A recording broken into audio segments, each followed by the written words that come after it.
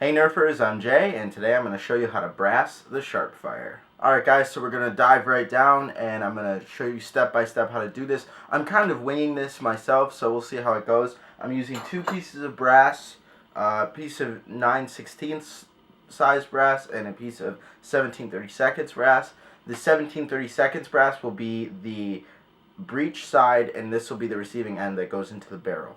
And basically, why we use brass is because brass has a very interesting quality where when you insert pieces of brass into each other, it creates a perfect seal. See how air comes out when I either move my thumbs or pull the pieces apart? Brass is able to slide back and forth over itself but not have any air leak out, which is really nice when you're trying to create as much of a perfect seal as possible. So that's why we use brass, and this is going to be pretty simple actually. You're basically going to leave the majority of the 9/16 intact. I'm just going to cut it down to size and friction fit it with electrical tape, but we'll get to that in a bit. You're going to need a few things for this, one of those things being a rotary tool like a Dremel and safety glasses, because safety is incredibly important. You're also going to need some epoxy. I have Loctite 2-part epoxy for metal, yes.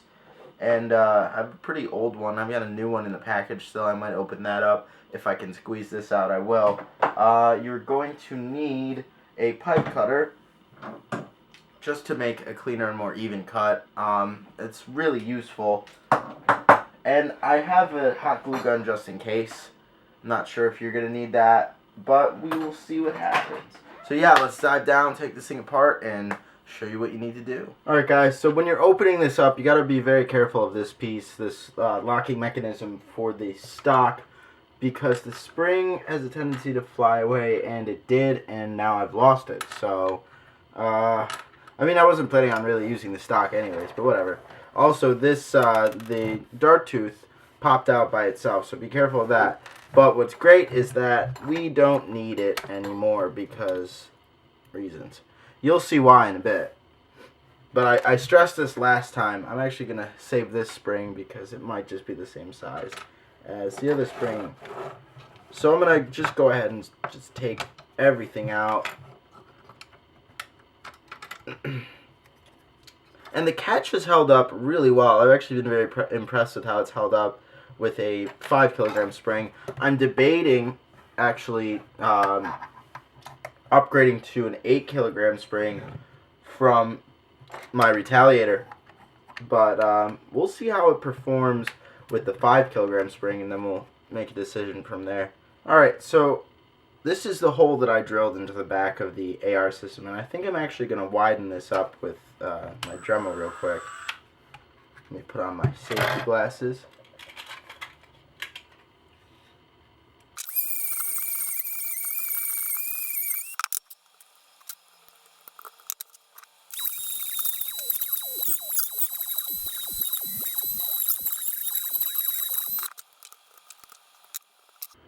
Alright, I put it on manual focus for a sec, guys, because I wanted to show you guys this. It's not the cleanest hole in the world, but it's much wider than it was before, and now you can see that I pushed what's left of the AR back as far as it'll go. And basically what you want to do is you want to Dremel through one side of it and like break it in half. And that's basically, I'm going to do that for you right now.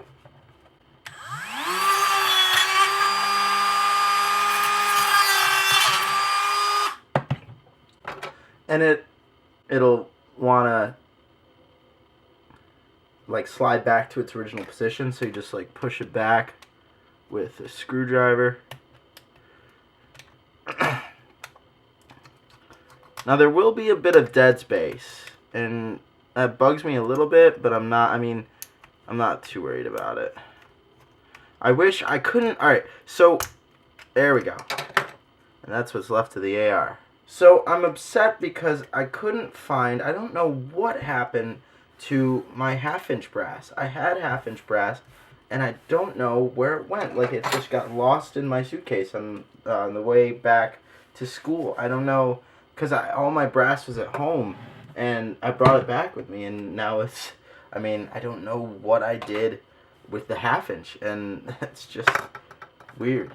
So the 17/32 brass goes back maybe 1/8 of an inch or so behind the air release hole. So there's definitely a bit of dead space, and that makes me sad, but honestly, I don't see it being too much of an issue.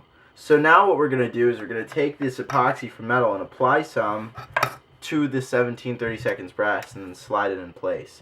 And then we'll do our cutting after it's set. We'll also be applying a little tiny bit of epoxy to this area right here, because air has been leaking out of there and we don't want that. Alright guys, so I squirted a little bit of epoxy on here. I'm going to mix it up till it's a solid gray color. Yeah, I'm using a little bit, a piece of a broken long shot bolt sled as my spreading device. Don't judge me.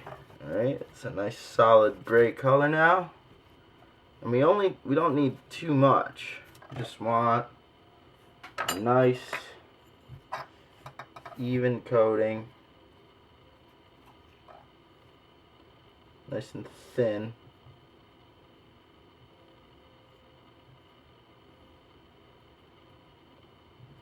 There we go.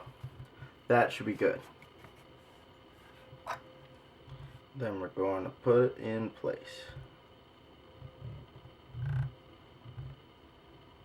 Be sure to wipe away any excess immediately. There's a little bit on the edge here.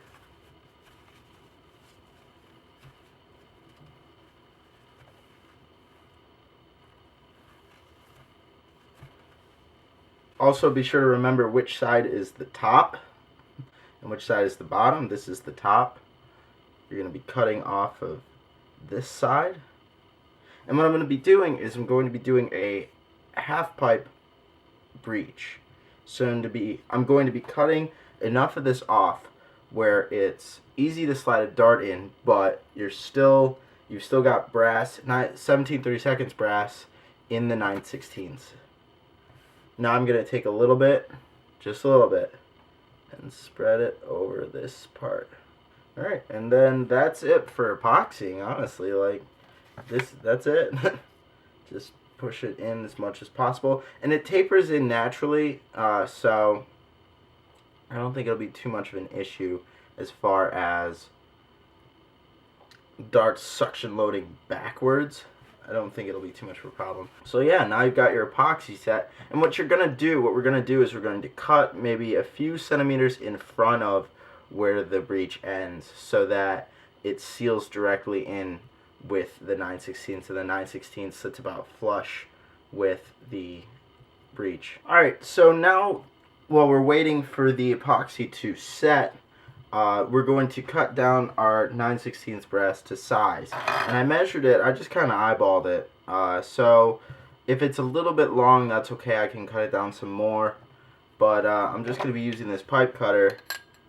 And basically I just want to try and line it up with that line that I drew. I'm going to tighten this a bit. And the way the pipe cutter works is you just slowly tighten and turn. You turn until it gets loose, tighten again, keep turning until it comes loose again, tighten again. Ta-da! There you go.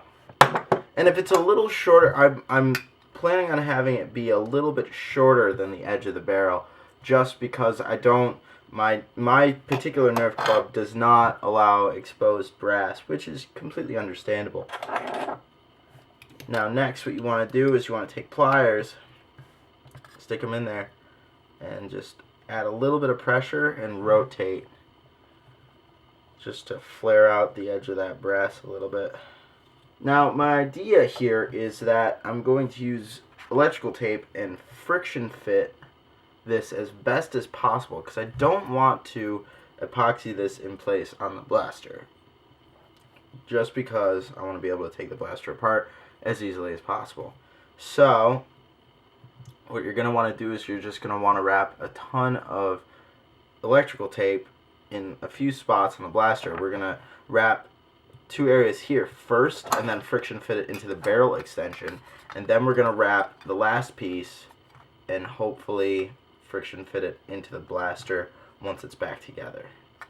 And you can play around with basically the length of the barrel, or the length of the brass sticking out of the back end of the barrel, but I want it to stick out a little bit, mostly so I can tape it, but also so that it receives the 17/32 completely and it completes that seal. So just playing around with the electrical tape and friction fitting, it's kind of finicky. You gotta take off only a little bit at a time once you start finding that butter zone where it's able to slide around but will stay still when you need it to. So one thing I want to mention though is that when you're wrapping tape around, when you start getting to the end where you think it'll be thick enough, start wrapping it more towards the front of the barrel so it overlaps with the other wraps. That rhymes.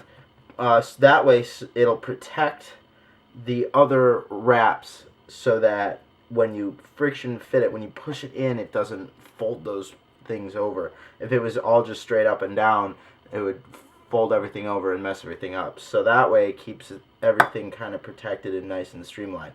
Alright guys, so that actually works really well. It's really not like going anywhere unless you really force it. So that should be good, and if it's too much, too far forward, I can always push it down a bit. But it's not gonna go anywhere, and I'm really glad about that because I really didn't want to have to use epoxy or glue or anything to keep it in place.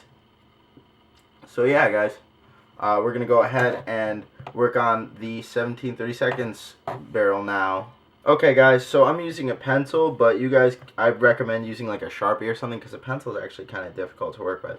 And I'm going to mark maybe like a ½ inch or so in front of where the breech ends. And I'm going to mark all the way down, and I'm going to try and keep it in line with these guide rails here on the side because that's about the halfway point anyways. Alright, now I got everything marked out. Now it's time to do some cutting.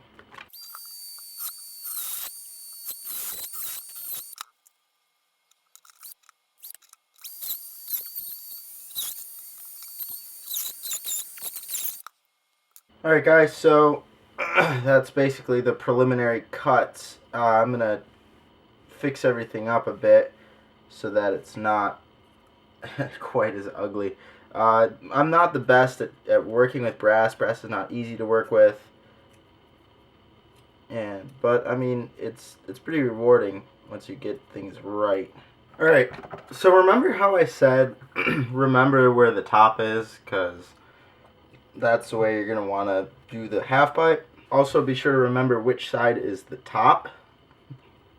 Yeah, I forgot about that myself and cut it out this way. But I managed, the epoxy hadn't set completely, so I managed to pull out the 17/32 brass and flip it over so it's the right way this time. In the process, it kind of gunked up this area here, so I had to kind of scratch that off with my Leatherman. But now it seems to be working okay. I'm just like messing around with it, just, you know, trying to figure out if I need to friction fit the brass with some tape here, and it seems to be working without tape there, so I'm gonna leave it like without that and we'll see what happens. So basically now we're just gonna re-grease everything and put it all back together, and hopefully, I'm really hoping it goes together good because this has become a lot more stressful than it first seemed it was going to be.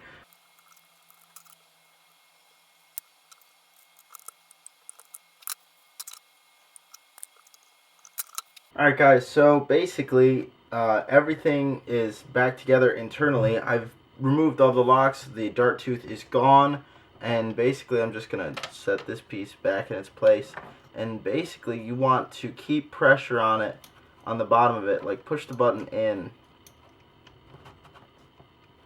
while you're putting the other piece of the shell on. just so that it doesn't fly off anywhere. Then we screw everything back together.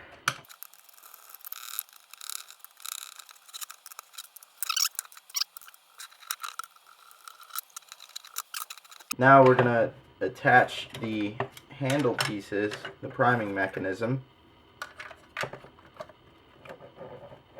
just so that we have some control over the brass.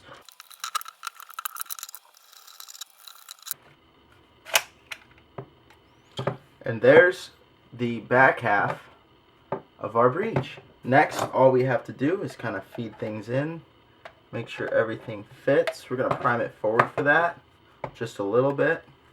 With all the locks removed, it makes things very easy. And look at that. How cool. Prime it back. Stays in place. That's nice. I'm actually very impressed with that. I was worried. I might still put some electrical tape on this part here, but that's really easy. You can just take the front barrel part off and do that. So I'm going to put a spring in her, bring it back to FaceTime, and then test her out. Alright guys, so it's finished and it works pretty well. I stole the 8 kilogram spring from my Orange Modworks Retaliator, and as you can see inside, there is the half pipe breech. It's a little weird to load darts. Like, it's not the fastest, but once you get them in there, I put them about halfway in, close the breech slowly so that it fits completely, and like, the power is really good. I'm really impressed with this. It's just about at that threshold where elite darts start spiraling out of control, so it's pretty nice. Like, I'm very impressed with this. I had a few panic moments, but all in all, it came out pretty good. Let me know if you guys try this as well and how yours come out. I'm really excited to actually use this at Nerf and see how it works. Be like a long-range support kind of blaster. But I love this. This is really cool. It's just a sleeper rifle. As always, guys, thank you for watching, and if you haven't checked out my blog yet, please do so. jnerf176.wordpress.com. As always, find me on Facebook. Just look up jnerf and you'll find me. I'll post a link to both of those pages in the description below. And thank you guys for watching. Remember, mod at your own risk. I'm not responsible for you guys damaging or breaking your blasters. So yeah.